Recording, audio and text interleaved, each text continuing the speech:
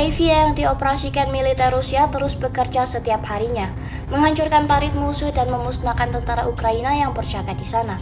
Terbaru, sebuah video ramai beredar di media sosial Telegram pada Senin 15 April 2024. Dalam video tersebut memperlihatkan detik-detik menegangkan di posisi angkatan bersenjata Ukraina. Awak UAV Rusia beroperasi mendeteksi keberadaan musuh, tidak tanggung-tanggung melemparkan rentetan granat ke tentara Ukraina yang berhasil teridentifikasi. Alhasil, seperti yang terlihat dalam rekaman, tentara Ukraina kalang kabut, berusaha menghindar dari serangan granat militer Rusia yang menghujani posisi mereka. Tidak diketahui pasti ada berapa jumlah korban jiwa dalam insiden ini. Video ini viral dan menuai beragam komentar dari warganet.